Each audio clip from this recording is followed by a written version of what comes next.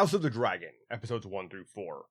I know this is a hot take and many of you aren't ready for it, but I didn't like the way Game of Thrones ended. I know, shocking, but hear me out. I just feel like if the show had had decent source material towards the end, it could have been longer, better explained, and, well, just better. Or, at least that's what I thought before I started watching the new Game of Thrones series, House of the Dragon.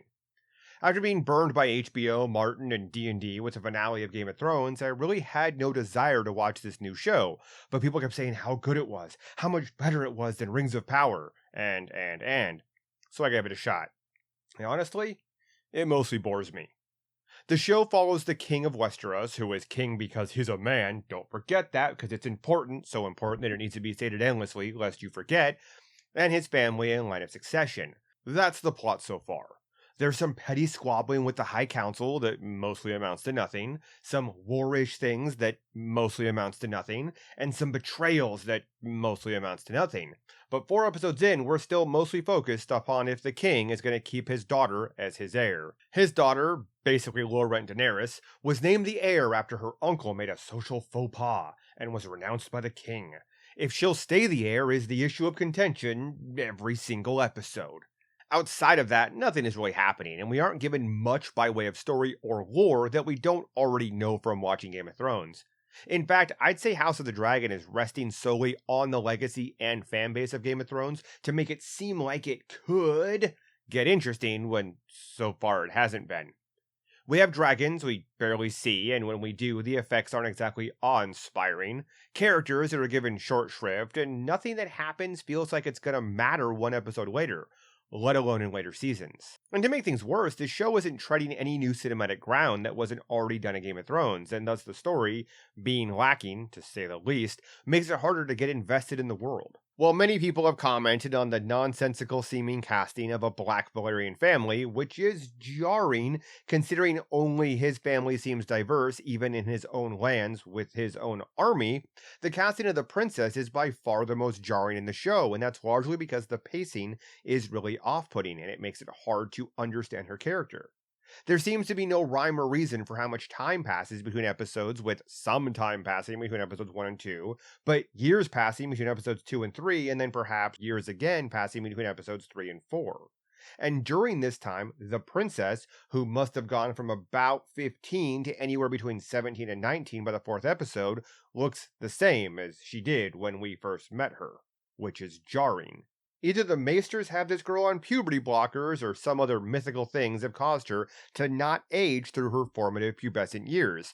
And having this girl who still looks like she did when she was supposed to be sub 15 engage in a sex scene that went out of its way to not show her nude, but somehow still explicit in the engaged actions, is weird and kind of gross. They try to tell us in 1 episode that the princess is 17, and then they tell us indirectly elsewhere, and they do say she's of age before her sex scene, but it means nothing considering the king entertained the idea of marrying the daughter of House Valyrian, who, being 12, was told by her mother that she wouldn't have to consummate her marriage to the king until she was 14, which sets the of age timetable in this show and in this universe as 14.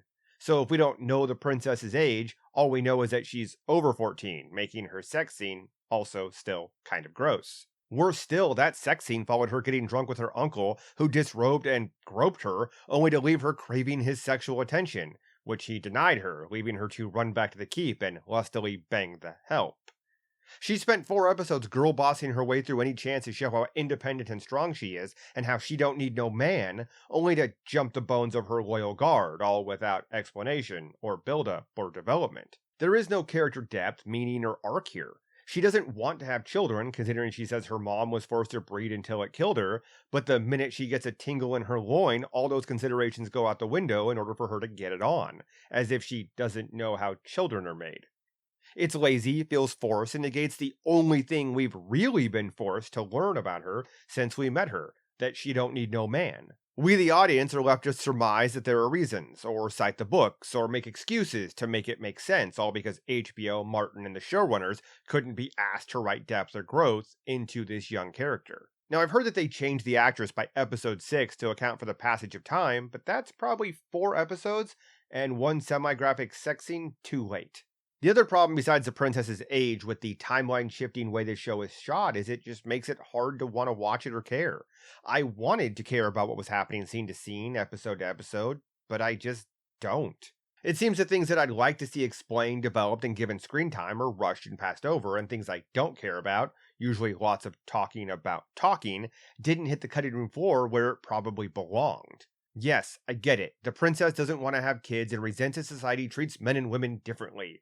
Thank you for beating that into the script twice an episode. But why'd you take all that time with that talking point over and over again, and yet the battle with the Crabber had to be less interesting and have less build-up and payoff than the death of the Night King? I think the worst part of the show for me is a form of bad casting. The obvious desire to do something better than was done before, and to right a wrong in the laziest way possible. And of course, I'm talking here about the Iron Throne. While it looks cool, it also looks nothing like the Iron Throne in Game of Thrones. We were told a few times, more than I can even remember, about how the throne was forged and by whom and what dragon in Game of Thrones. And yet, here we are with a completely different throne. Because? Oh, because it looks cooler and is apparently more accurate, I'm guessing, to the books. No, I don't accept that. I also don't accept the incoherent wounds inflicted by the throne, also something from the books that Game of Thrones apparently omitted, because one episode the king slices his finger, and the next episode he's lost two of them to rot years later. But the non healing wound on his back just gets a little worse when we see it years later in a sex scene. The lack of explanation and consistency, lore, or story here is just insulting. You're supposed to be a fan of the books and the story because these stories come from things Martin managed to finish. So, therefore, when something is left off screen, you can source it there, accept when it's different, and then just accept it. And sure, maybe it'll get better, more involved, and coherent in the timeline, but I'm not holding my breath because HBO doesn't deserve the trust, grace, or patience, considering how dirty they did us all last time we trusted them. House of the Dragon might indeed be the best of the crap wow girl power shows we've had shoved into our faces this streaming season, but that doesn't make it good either. Just because it isn't season 8 of Game of Thrones doesn't excuse what we're actually getting, or rather, the lack of what we're actually getting. So far, 4 episodes into House of the Dragon, I give this show a 3 of 5 stars. It's meh at best. And that's all I have for now. Thank you for watching, listening, sharing, subscribing, yada yada yada.